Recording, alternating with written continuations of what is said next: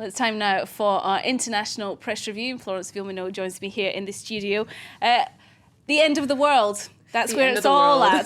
It's getting so much attention in the press today. It's been getting so much attention in the last couple days that some newspapers say that a lot of people are over it. And we're going to take a look at a cartoon in the International Herald Tribune by Chapat, where you see a woman saying, wow, it's already the end of the world, and her husband in the back there is saying, wow, time is flying. Now, it might be a really silly story, but it's getting a lot of attention in the more serious press as well. If we take a look today at the Wall Street Journal, here it is on the cover right here. It says, just in case the ancient Mayans got it right. And you see a couple of photos there of two apocalypse-proof towns, Bugarash in France, that we've been hearing a lot of, Siriche in Turkey, and then Guatemala. There's a site there where Mayan ceremonies are going to be held. It's also on the front page of The Independent. That's today. right. It says, if you're reading this at 11:13 a.m., then the Mayans got it wrong. We still got a couple of hours, so we'll see if they're wrong or not. Exactly, a couple of hours. A couple of hours to go. And you see a photo there of a guy dressed in an alien costume in Bugarash.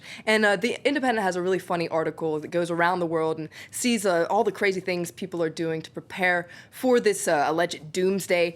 For instance, there's one fun-sounding party in Russia, an end-of-the-world party, but you have to have $1,000 to go to this party, so it might be a little pricey for most people. And speaking about Russia, there's a funny article in the Guardian that points out there's one man who's being very calm about this, and that is Vladimir Putin. Now, he said during a press conference yesterday that he was confident that he knew when the end of the world was going to come.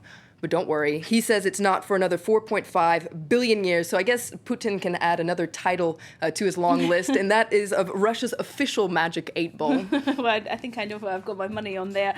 The Spanish newspaper El País is investigating how the descendants of the Mayans see all this. That's right. El País sent a reporter to the Yucatan region of Mexico, where there are a lot of descendants of the Mayans, and all eyes are on them today. And according to El País, they couldn't care less about the apocalypse.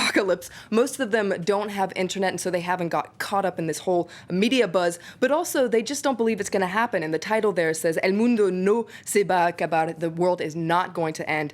I think I'm going to trust them on this one. So how, if even the Mayans don't believe this, how did all this media frenzy come about then? Well, there's an interesting article in Excelsior, the Mexican daily, which interviews a Mayan specialist, Victor Torres, and he says that all this is due to a bad interpretation of the Mayan calendar.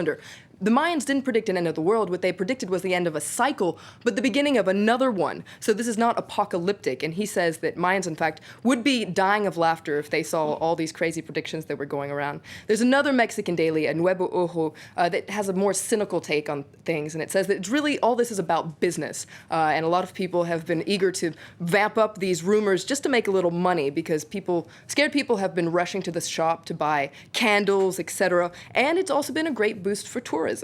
All right, well, let's just leave that for a moment and move on to another big story that we've been hearing about in recent days and weeks. In the US, gun sales are actually going up in the wake of the school shooting. That's right. It's a really surprising article in The Independent that says that the US has raced to stock up on weapons. You'd think that in the wake of this school shooting, people would stay away from guns, but according to The Independent, stores and online suppliers are really making a lot of money these days. Now, part of that is because some Americans are scared and feel like they need more firepower to protect themselves, but The Independent points out that a lot of people are rushing to these stores to also try and get their hands on any arms that might be banned. We know that the gun control debate is really in full swing right now, and so they want to get their hands on these weapons before it's too late. For instance, the assault weapon that was used in the shooting is supposedly selling very well right now. Another thing that's selling well right now is special backpacks for children that have bulletproof